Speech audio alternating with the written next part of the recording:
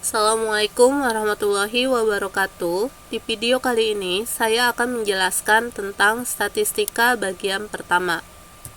Nah, sebelum ke perhitungannya, kita belajar dulu tentang pengertian dasar statistika. Yang pertama, ada yang dikatakan dengan data. Data adalah kumpulan keterangan-keterangan dari suatu kejadian atau objek, baik yang berupa angka, simbol, atau sifat. Nah, kemudian ada datum. Datum adalah masing-masing keterangan dari data. Nah, berdasarkan jenisnya, data dikelompokkan menjadi dua. Yang pertama, data kuantitatif. Data kuantitatif itu data yang berupa bilangan atau angka. Contohnya, misalkan kita akan melakukan penelitian terhadap berat badan di satu kelas. Misalkan berat badannya yang 48 ada berapa, berat badannya yang 50 ada berapa, berat badan yang 60 ada berapa. Nah, itu adalah data kuantitatif, data yang berupa angka. Nah, sementara data kualitatif, data yang berupa gambar atau sifat. Contohnya, misalkan kita akan melakukan penelitian keadaan suatu daerah. Apakah daerah tersebut merupakan daerah yang subur, gersang, dan lain sebagainya. Itu namanya data kualitatif. Nah, terus ada statistik. Adalah ukuran-ukuran yang mewakili data. Nah, sementara ilmu yang mempelajari statistik namanya statistika. Nah, di statistik juga ada yang disebut dengan populasi. Populasi itu keseluruhan objek. Misalkan, kita akan meneliti nilai di suatu daerah Tangsel. Misalkan yang akan kita teliti adalah nilai matematika di suatu daerah. Misalkan contoh kita ambil daerah Tangsel. Nah, tidak mungkin semua sekolah yang ada di Tangsel ini kita teliti semua. Itu cakupannya terlalu luas. Maka dari itu kita butuh sampel. Sampel itu sebagian kecil yang kita ambil dari populasi yang bisa mewakili populasi. Nah, sampel ini misalkan kita ambil sekolahan A, itu namanya sampel. Nah, salah satu sekolahan. Berikutnya ada penyajian data. Penyajian data itu bisa berupa tabel atau daftar. Nah, ini contoh penyajian data dalam bentuk tabel atau daftar.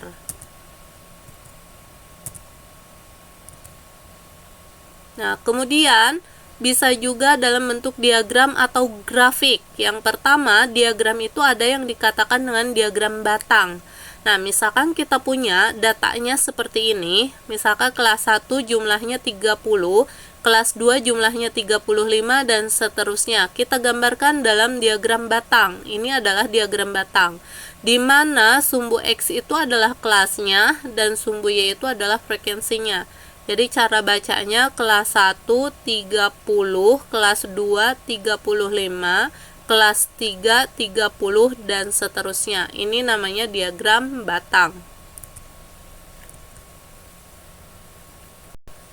Ada juga yang disebut dengan diagram garis. Nah, ini adalah diagram garis di mana di sini adalah hasil penelitian berat badan. Misalkan ketika tahun 2003 berat badan dia 68, ketika tahun 2004 berat badan dia 70, ketika tahun 2005 berat badan dia 74, dan seterusnya. Ini digambarkan dengan diagram garis.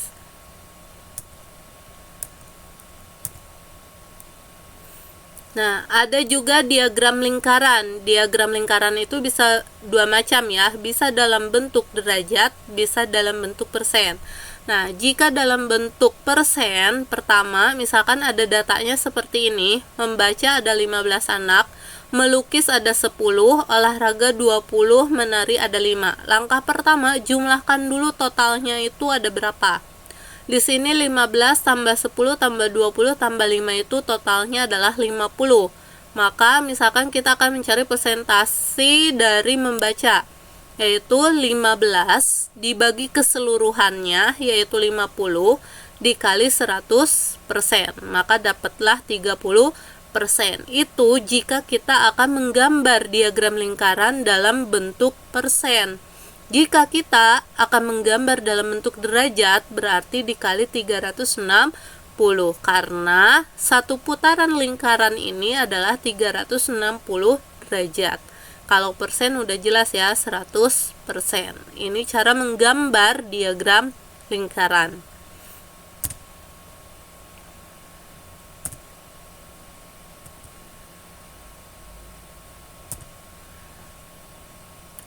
Kemudian ada yang disebut dengan diagram batang daun. Nah, misalkan ada datanya seperti ini. 2, 4, 15, 18, 23, 24, 25, 117, 234, 255. Kita akan menggambar diagram batang daun, maka kita siapkan dulu untuk batang dan daunnya. Nah, jika dia satuan, maka yang menjadi batangnya itu 0. Nah, satuannya ada berapa aja? 2, 4. Terus ada lagi gak? Kalau misalkan ada, nanti simpan lagi di sini. Dengan catatan, daunnya itu harus berurutan dari yang terkecil sampai yang terbesar. Nah, di sini satuannya hanya ada 2. Kemudian lihat yang depannya angka 1 atau di sini belasan. Nah, yang belasan itu di sini 15 sama 18. Nah, berarti angka 1-nya jadi batang, 5-nya jadi daun. Terus 8. Nah, karena ini tidak perlu ditulis double ya kalau misalkan batang. Tapi kalau daun ditulis 5, 8. Kalau misalkan ada 18 lagi, ya 8 lagi di sini. Nah, seperti itu. Kalau batang cukup ditulis 1 kali. Kalau daun, misalkan di sini 18, 18. Nah, berarti 8, 8. Jadi 8-nya 2 kali. Sesuai dengan banyaknya frekuensi angka tersebut. Nah, sekarang yang puluhan. Di sini 23 dan 24, 25. Nah, berarti yang menjadi batangnya adalah angka 2. Terus belakangnya 3, 4, 5. Nah, ada lagi? Kalau tidak ada, kita lanjut ke ratusannya. Di sini ada 117, berarti 11-nya jadi batang, 7-nya jadi daun. 23, 23-nya jadi batang, 4 jadi daun. 25, 25 jadi batang, 5-nya jadi daun.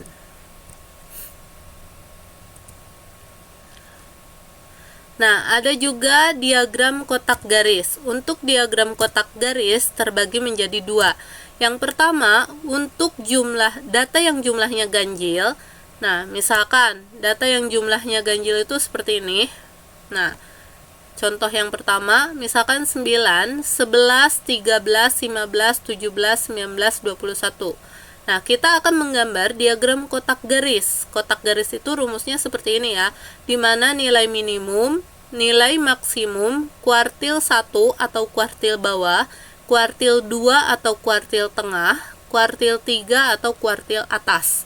Nah, nilai minimum bisa kita dapat asalkan data tersebut, ingat, harus diurutkan dari yang terkecil sampai yang terbesar dulu. Jadi jangan ngacak, harus berurutan dari yang terkecil sampai yang terbesar. Di sini angka yang terkecilnya 9, berarti di sini adalah 9. Angka yang terbesarnya 21, berarti ini 21. Nah, langkah pertama, kuartil, kita cari dulu kuartil tengah. Karena ini datanya ganjil, 1, 2, 3, 4, 5, 6, 7. Ada 7 datanya. Maka tengah-tengahnya itu angka berapa? Di sini yang menjadi tengah-tengahnya adalah angka 15. Maka ini dikatakan dengan kuartil tengah atau Q2. Nah, kemudian kita lihat di sini sisanya ini adalah kuartil bawah. Kuartil bawahnya itu angka berapa di sini? Ya, lihat juga tengah-tengahnya angka berapa nih? Di antara 9, 11 dan 13, tengah-tengahnya angka berapa? Ternyata angka 11. Ini adalah kuartil bawah atau Q1. Nah, ini kuartil atas. Yang menjadi tengah-tengahnya adalah angka 19. Itulah kuartil atas atau Q3.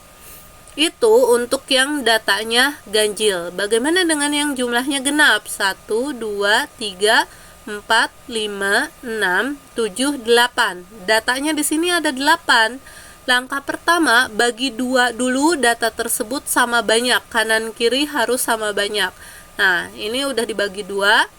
ke kiri 4 angka, ke kanan juga 4 angka. Nah, artinya yang menjadi Q2 itu ada 2 di sini, yaitu 17 dan 20. Maka angka tersebut jumlahkan dan bagi 2. Jadi 17 tambah 20 dibagi 2, itulah kuartil tengah atau Q2. Setelah dapat kuartil tengah, kita lihat nih hasil pembagikan ini. Nah, berarti ke kiri ada berapa angka? 1, 2, 3, 4. Ada 4 angka. Nah, dari 4 angka ini, tengah-tengahnya angka berapa? Di sini tengah-tengahnya adalah angka 6 dan 12. Karena tengah-tengahnya ada 2, berarti 6 tambah 12 dibagi 2 itu adalah kuartil 1. Ini pun sama, dari 20 sampai 30 tengah-tengahnya angka berapa? Di sini karena genap tengah-tengahnya ada 2, 21 dan 24. Berarti 21 ditambah 24 dibagi 2. Itu adalah kuartil 3 atau kuartil atas. Jadi sekali lagi, data tersebut harus diurutkan dari yang terkecil sampai yang terbesar. Kemudian cari dulu Q2-nya. Setelah dapat Q2-nya, baru kita bisa mencari Q1 dan Q3. Itu cara menggambar diagram kotak garis. Nah, ada juga histogram dan poligon frekuensi. Misalkan kita punya datanya seperti ini. Ini rentannya dari 41 sampai 50, frekuensinya 3, 51 sampai 60, frekuensinya 11. Kalau kita akan menggambar histogram, yang kita butuhkan itu adalah tepi bawah. Nah, ingat ya, ini adalah batas bawah, ini adalah batas atas. 41, 51, 61 itu adalah batas bawah. Nah, 50, 60, 70, 80 dan seterusnya itu batas atas. Kalau misalkan kita akan menggambar histogram, kita membutuhkan tepi bawah. Nah, kalau tepi bawah artinya batas bawah dikurangi 0,5. Jadi di sini kita akan mencari tepi bawahnya. 41 kurangi 0,5 jadi 40,5, 51 kurangi 0,5 jadi 50,5, 61,5 dikurangi 0,5 jadi 60,5, 71 dikurangi 0,5 jadi 70,5, 81 dikurangi 0,5 jadi 80,5, 91 dikurangi 0,5 jadilah 90,5. Nah, karena di sini ujung kelas terakhir, maka kita tambahkan tepi atas. Kalau tepi atas artinya batas atas ditambah 0,5. Di sini berarti 100,5. Ingat, kalau mencari tepi bawah berarti batas bawah dikurangi. Nah, kalau mencari tepi atas, batas atas ditambah 0,5. Nah, setelah kita sudah dapat tepi bawahnya, kita satukan antara tepi bawah yang satu dengan yang lain. Nah, seperti ini. Ini satukan, jadilah diagram batang. Nah, kalau sudah diagram batangnya terbentuk, bikin titik tengah dari setiap diagram batang tersebut atau histogram tersebut. Nah, setelah itu tariklah garis titik-titik yang sudah kita bikin. Nah, itu namanya poligon. Jadi yang ini, yang diagram batangnya itu histogram, sementara yang garisnya itu namanya poligon frekuensi. Itu cara menggambar histogram dan poligon.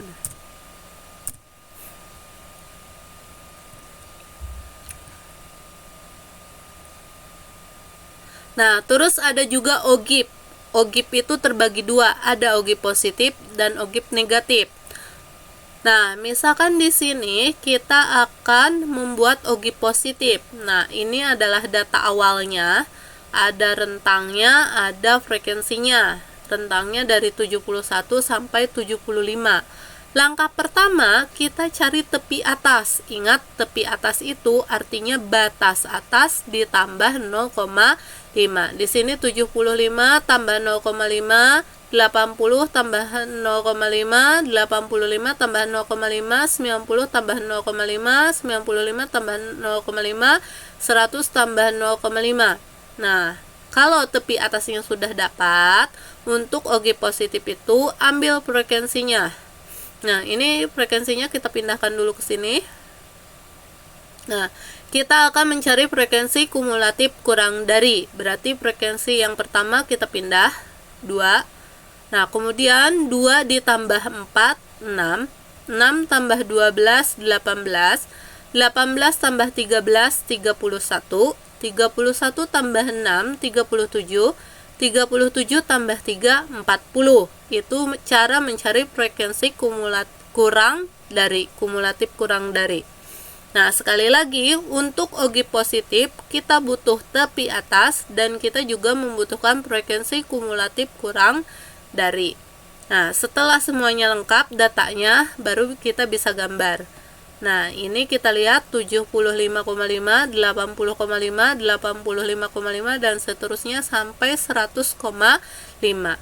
Nah, kemudian karena datanya di sini dia tidak menyentuh sumbu X, maka kita tambahkan lagi di sini.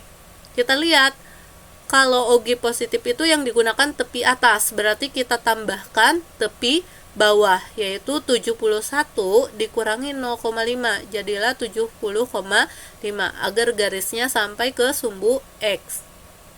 Nah, kita data sekarang.